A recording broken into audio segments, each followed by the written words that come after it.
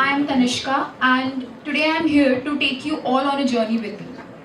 Now, this journey won't be through the corridors of science or a clinical perspective. We've already been through that corridor thanks to Dr. Jain. Thank you so much, sir. Now, this journey will be through a lens of a personal experience. We will unveil the maze through substance abuse and how it has the power to completely transform a person's life.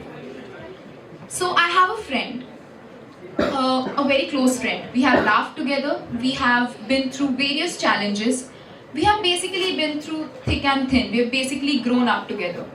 However, as time went on, I noticed a few changes in him. The laughter became less frequent and a subtle darkness crept in. Of course, being a close friend, I was really concerned and I wanted to know what he was going through that made him like this. So we had a conversation. I asked him to meet me for a cup of coffee and we had a casual conversation, and somewhere in that conversation he unveiled a struggle. A battle being fought with substance abuse to cope with the storms that life had thrown his way. Now, this revelation left me heartbroken. He told me how it started. Just a couple of friends, a couple of teenagers over a bonfire, wanting to experience new things in life, wanting to try things that might have seemed amusing at that time. So they decided that why not, right? What's the harm in just trying? Let's just do it this once. And soon that let's just do it this once turned into doing it a few times a week, and in no time it became the only thing he could depend upon for comfort and for understanding.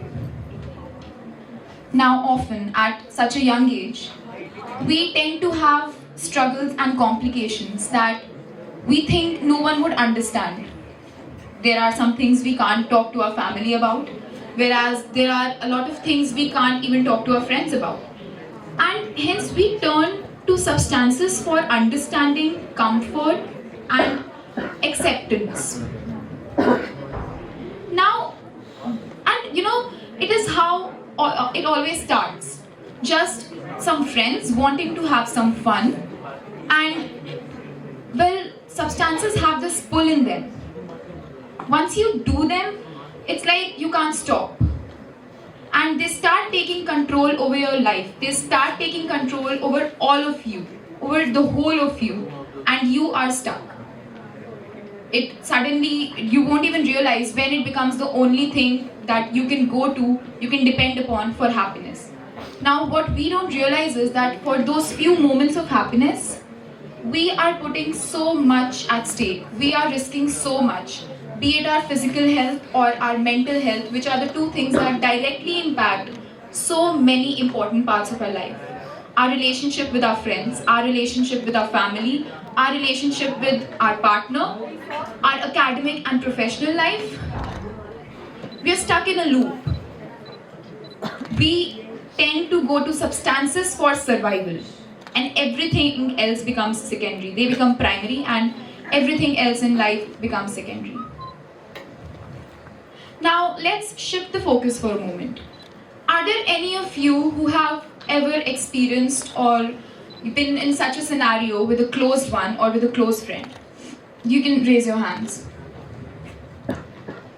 Okay, so you see, thank you so much. So you see, this is not uncommon, and it's really essential to address it, to approach it with empathy and understanding, to create a safe space. Now, I won't dictate a playbook for such situations. I will talk through personal reflections. Firstly, initiating conversation has always proved to be so helpful, so helpful.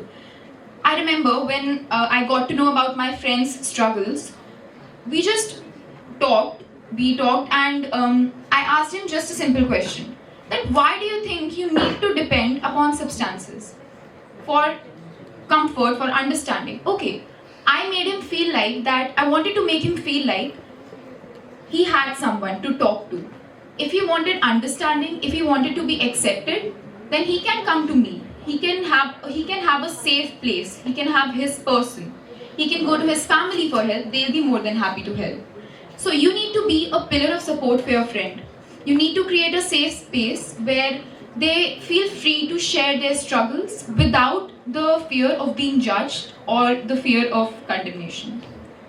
Now, of course, when and if it reaches a stage where just love and compassion cannot really bring back the person from that maze, it is always essential and advisable to seek professional help.